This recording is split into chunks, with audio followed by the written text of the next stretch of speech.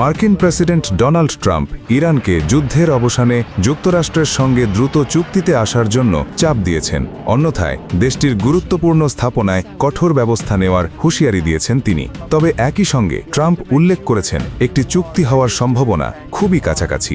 সোমবার ৩০ মার্চ নিজের সামাজিক যোগাযোগ মাধ্যম ট্রুথ সোশ্যালে দেওয়া এক পোস্টে ট্রাম্প জানান, ইরানের সামরিক অভিযান বন্ধ করতে যুক্তরাষ্ট্র একটি নতুন এবং আরও যুক্তিবাদী শাসক গোষ্ঠীর সঙ্গে গুরুত্বের সঙ্গে আলোচনা করছে।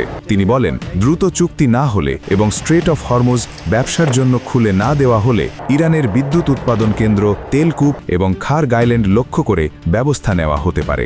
ট্রাম্প আরও জানান, ইরানকে এর আগে ৬ এপ্রিল পর্যন্ত সময়সীমা দেওয়া হয়েছিল।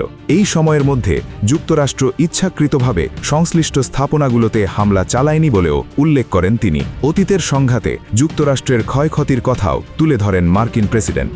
এর আগে রোববার ২৯ মার্চ ট্রাম্প জানিয়েছিলেন, যুক্তরাষ্ট্র ইরানের সঙ্গে সরাসরি এবং পরোক্ষভাবে আলোচনা চালিয়ে যাচ্ছে।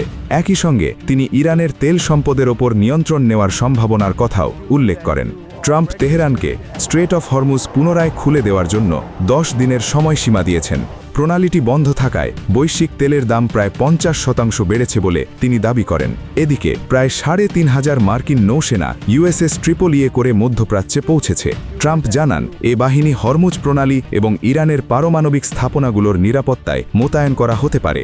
যদিও ট্রাম্প প্রশাসন সরাসরি আলোচনার বিষয়টি আনুষ্ঠানিকভাবে নিশ্চিত করেনি, তবে জানা গেছে তারা ইরানের পার্লামেন্ট স্পিকার মোহাম্মদ বাকের গালিবাফকে সম্ভাব্য আলোচনার অংশীদার হিসেবে বিবেচনা করছে। অন্যদিকে গালিবাফ দাবি করেছেন, যুক্তরাষ্ট্র প্রকাশ্যে আলোচনার কথা বললেও গোপনে মারাত্মক সামরিক হামলার পরিকল্পনা করছে। তিনি হুঁশিয়ারি দিয়ে বলেন, ইরান পাল্টা জবাব দেওয়ার জন্য প্রস্তুত। এই পরিস্থিতিতে ইজিপ্ট, সৌদি আরবিয়া, টার্কি এবং পাকিস্তান আলোচনায় মধ্যস্থতার চেষ্টা করছে বলে জানা গেছে।